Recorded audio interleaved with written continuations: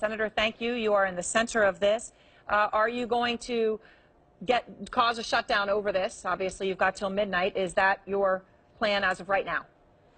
No, not really. My plan is, or my position is that this issue is so big and so important that it deserves to be debated, that we shouldn't have a closed debate. And a closed debate is like when there are no amendments. I've offered my amendment. I've been pushing it all day long. An amendment vote takes about 15 minutes. So we've been about 10 hours with the leadership saying, oh, we won't allow any amendments. But I think it's a really terrible way to run your government, to put all the spending in one bill, but then say no amendments. The other thing is there's a huge hypocrisy factor here. Republicans lambasted President Obama to no end for trillion-dollar deficits, and now they've put forward a trillion-dollar deficit. And I don't know, I think the American people are going to be surprised, upset, hurt that the so-called conservatives got elected and then turned out to be not much different than the people they were criticizing. Well, I mean, at the very least, they are hypocrites, and there is no other word for it. Whatever you think the solution might be, Senator, you're right about that. There's no other way to describe it. I want to just play for everybody. Senator Paul Ryan, Senate Majority Leader Mitch McConnell. This is what they were saying when President Obama wanted to spend some money.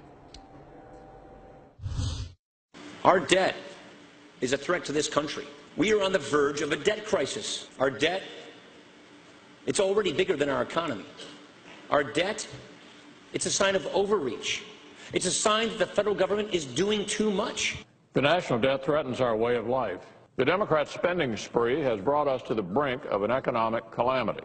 Who proposes more spending as a solution to a debt crisis? Mitch McConnell and Paul Ryan do, Senator. I mean, the numbers here, right? 84% increase in borrowing in the first fiscal year of the Trump administration, 50% increase again expected this year. Budget caps gone, sequester gone, $300 billion in additional spending over the next 2 years. What the heck happened to your party? I think this is what people don't like about politics. They see clips like that and they think, did they really mean it, or were they just against President Obama because he was a Democrat? I'm one who actually did mean it because I thought debt was a problem and we had too much. But the only way for the American public to believe that some of us really believe it is to be consistent, you know, against debt, whether it's Democrat or Republican. And that's the real problem here, is that Republicans have completely changed now, and they said a $1 trillion deficit was terrible under President Obama, but it's just fine if it's a Republican. And that's just not going to wash with people. And it really upsets me because there are many of us who truly are conservative, truly are worried about the debt, but are consistent. It doesn't matter which party is doing it. It's wrong. If it's wrong, it's wrong. And Senator, look, I commend you for your consistency on this. Let me give you a chance to explain something, though, that doesn't seem to fully add up because you're making this impassioned argument. In December, though, you voted for the tax cut, which is projected, according to Republican numbers, to add $1.5 trillion to the national debt. So you were willing to add $1.5 trillion for that, but now you're upset about $300 billion over the next 2 years. How is that not hypocritical?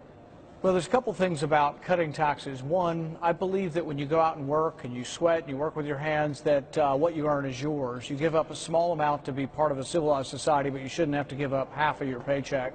And so I think we have to give up a lot of our liberty, too much of it. So I think people should be able to retain their liberty, so that's why I'm for tax cuts. But there also is a big debate over what tax cuts will do to the economy. If you say the economy is going to grow, oh, it's only going to grow at 1.9%, then you might leave a big hole. What if it grows at 2.5 or 3.5? So there's a lot of things that actually are unknown that will happen from this tax cut.